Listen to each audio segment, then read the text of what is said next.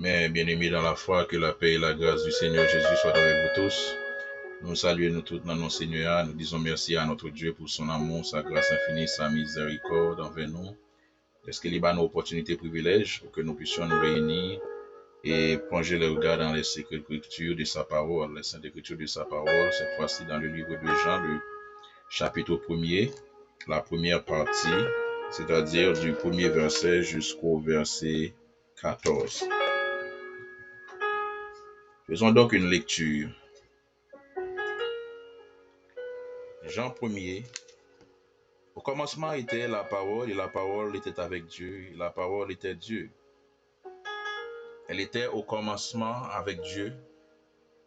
Toutes choses ont été faites par elle, et rien de ce qui a été fait n'a été fait sans elle.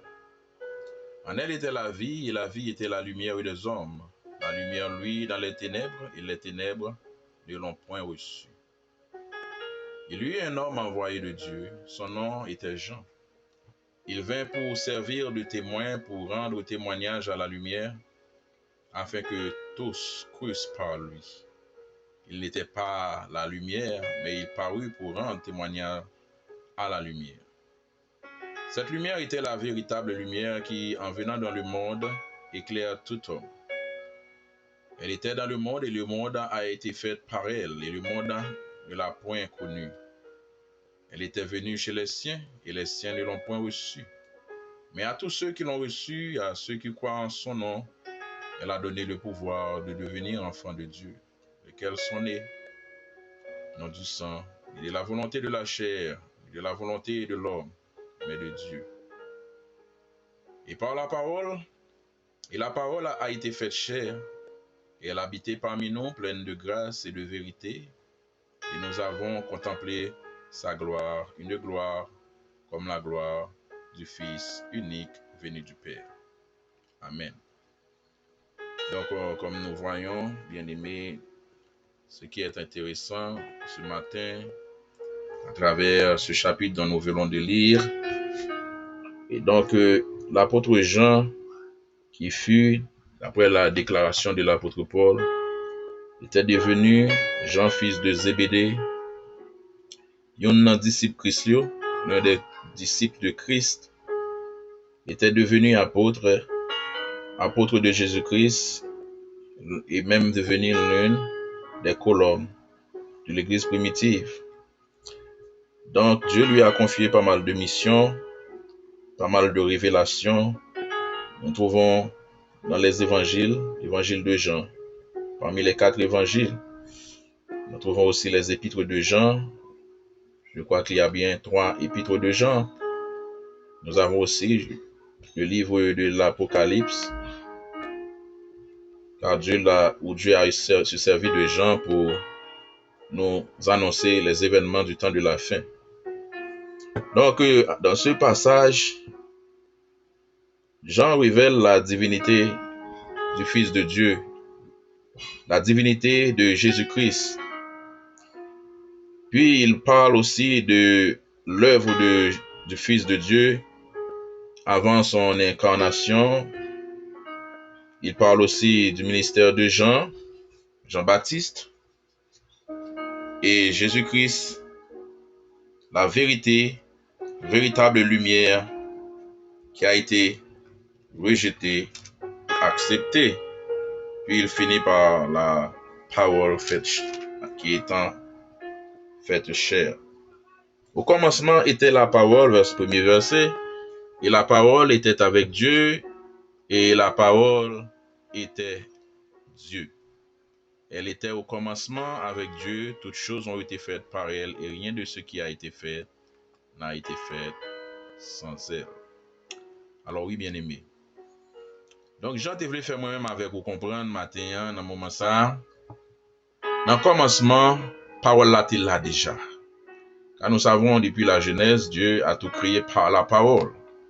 C'est servi de la parole, et cette parole qui représente l'ordre de Dieu, le commandement de Dieu, la volonté de Dieu, il était nécessaire qu'elle se matérialise, car cette parole qui accomplit la volonté de Dieu, représente l'image du Fils de Dieu, l'image de son Fils, devait être matérialisé, prenant la forme charnelle, car le Christ, Jésus, il est esprit, comme le Père est esprit. Donc, il fallait qu'il prenne la forme humaine. Mais là, Jean voulait nous parler, bien-aimés, de la nature, l'histoire de cette parole.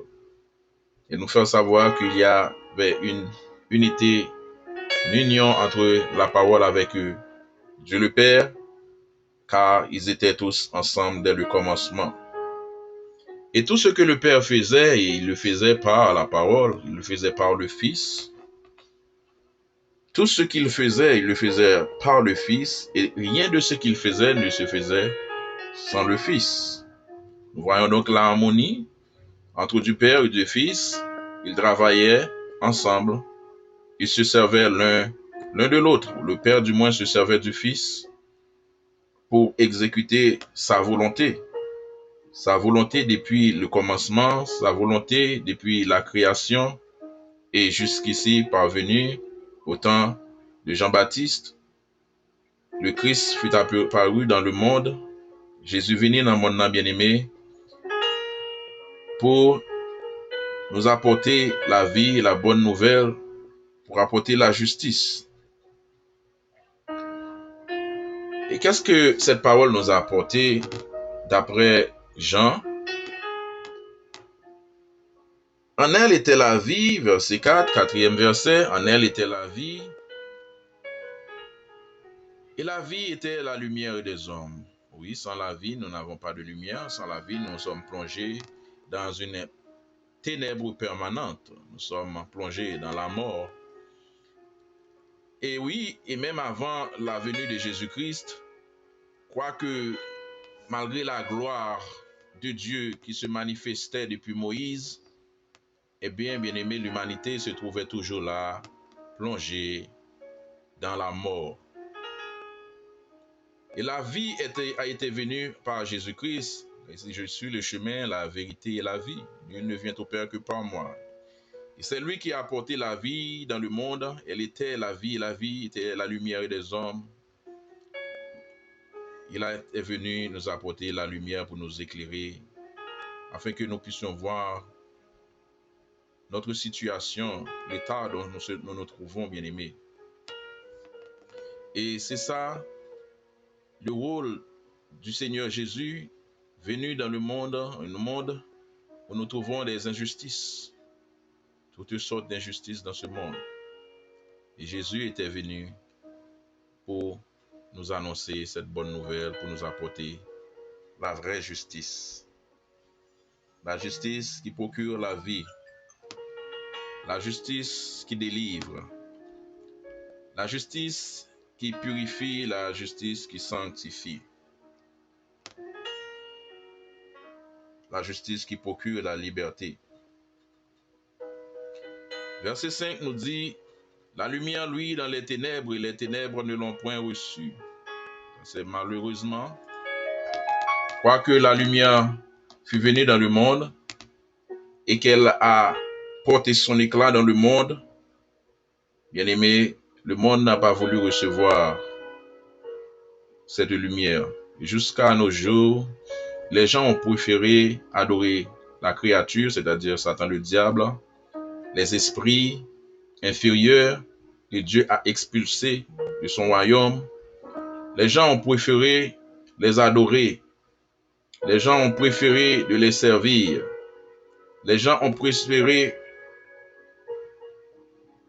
de passer tout leur temps à adorer ces images taillées qui ne peuvent procurer la vie. Car la vie se trouve uniquement dans le Fils unique de Dieu, mes bien-aimés.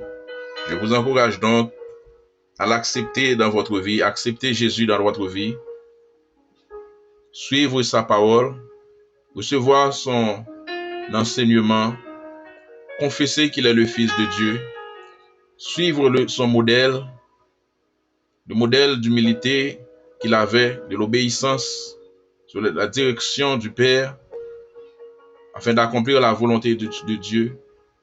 Si nous faisons ainsi, nous aussi, nous allons recevoir la qualification du Fils, et c'est ainsi que nous serons prêts pour recevoir la vie éternelle.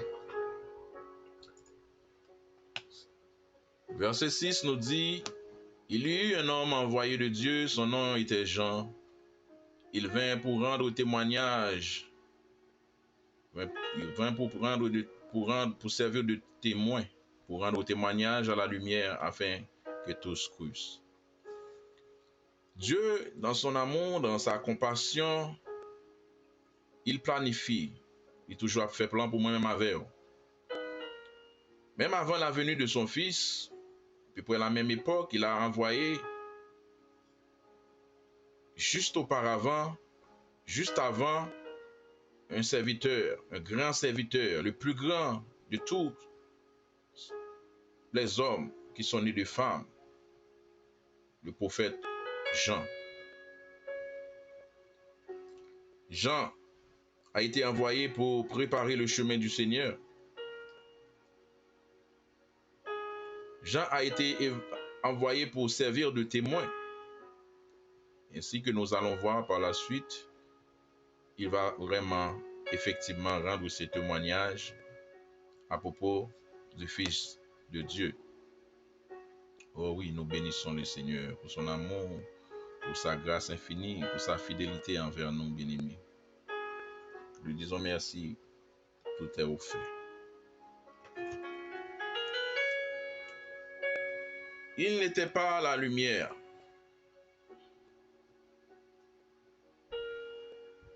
Mais il parut pour rendre témoignage à la lumière. Cette lumière était la véritable lumière qui, en venant dans le monde, éclaire tous les hommes. Oui, comme nous avions déjà dit, c'est Jésus. Acceptez-le dans votre vie afin d'être éclairé.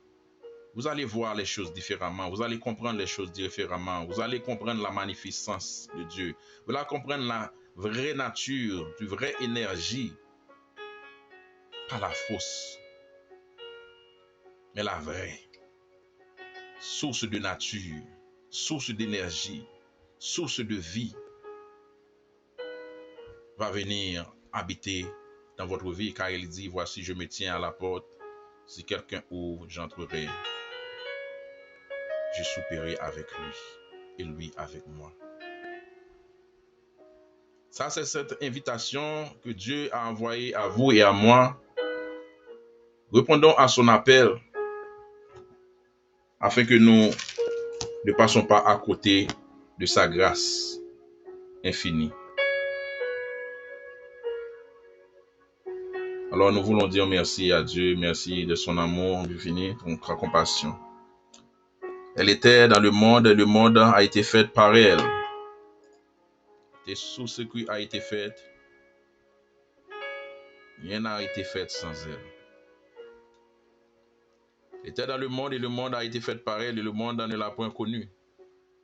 Elle est venue chez les siens et les siens ne l'ont point reçue. Mais à tous ceux qui l'ont reçue, à ceux qui croient en son nom, elle a donné le pouvoir de devenir enfant de Dieu. Voilà, Dieu puissant, bien-aimé, voilà, par la puissance de Dieu, notre opportunité de devenir enfant de Dieu. C'est en acceptant cette parole, c'est en recevant cette parole, c'est en vivant par cette parole, c'est en ayant foi dans cette parole, c'est en acceptant le modèle de vie que nous procure cette parole. Cette parole qui apporte la vie. Acceptons-la. Recevons Jésus dans notre vie. Et vous n'allez pas regretter. Lesquels sont nés, non du sang, ni de la volonté de la chair, ni de la volonté de l'homme, mais de Dieu. Alors, bien-aimés, comme vous voyez, ce ne fut pas de la volonté de la chair, ni de la volonté de l'homme, que nul homme ne pourrait se procurer la vie, si ce n'était la grâce de Dieu. Par son amour, par sa grâce infinie, il a créé ce processus afin de nous délivrer de la malédiction, de nous revenir de la mort éternelle, afin qu'il puisse nous donner, au contraire, la vie éternelle. Le sang ne pouvait pas faire cela. Notre propre volonté ne pouvait pas le faire. La volonté de l'homme, seulement la volonté de Dieu, car Dieu est amour, car Dieu est bon, il est agréable, il est parfait. Et il veut nous délivrer, il veut nous guérir, il veut nous sauver. Et la parole a été faite chair et elle est habitée parmi nous, pleine de grâce et de vérité. Et nous avons contemplé sa gloire, une gloire comme la gloire du Fils unique venu du Père. Oui, bien-aimé, parole ça, il prend forme chair, il vient dans le monde, l'accepter humilié, l'accepter souffrance, il accepter humiliation, l'accepter rejet, il accepter tout ça l'homme, pas la même mérité, il accepter yo, pour le porter fardeau moi-même avec yo. Pour le porter péché moi-même avoir, désobéissance moi-même avoir. Qui ça nous pas rien. Son masse labour qui seulement animé par le souffle de vie, l'esprit que Dieu nous a donné dès le commencement. Aujourd'hui, nous sommes pleins de orgueil, arrogance, l'un envers l'autre. Si vous êtes, nous devons avoir l'humilité l'un envers l'autre. C'est lui qui a plus d'humilité, qu'il supporte le plus faible, dit la parole, que le plus fort supporte le plus faible. Car c'est là qu'on verra la caractéristique de votre humilité, de votre grandeur. Et c'est ce que nous demande Jésus à travers ses paroles, sa parole, son Fils Jésus, venu dans le monde pour nous sauver. Donc c'était votre frère, bien-aimé frère Renol, dans le livre de Jean, chapitre 1er, première partie, qui parlait de la divinité du Fils de Dieu, sa manifestation dans la chair, son prophète Jean-Baptiste, de sa caractéristique lumière, vérité. Et donc aujourd'hui, le privilège que Dieu nous a fait pour recevoir le salut éternel. Il a matérialisé son Fils. Ceux qui vivaient dans son temps l'ont vu, l'ont expérimenté, ils ont vécu avec lui, comme le dit Jean, ils ont contemplé sa gloire. Et c'est pas fini. Si vous vous approchez de lui aujourd'hui aussi, si vous avez la foi, vous confessez Jésus dans votre vie, vous acceptez de devenir une nouvelle créature, cette gloire immense aussi, vous avez avoir l'opportunité de la contempler. Je vous salue tous dans le Seigneur et souhaite continuer dans ce chapitre avec vous une autre fois. Que Dieu vous bénisse. À la prochaine. Que la paix et la grâce du Seigneur Jésus soient avec vous tous. Amen.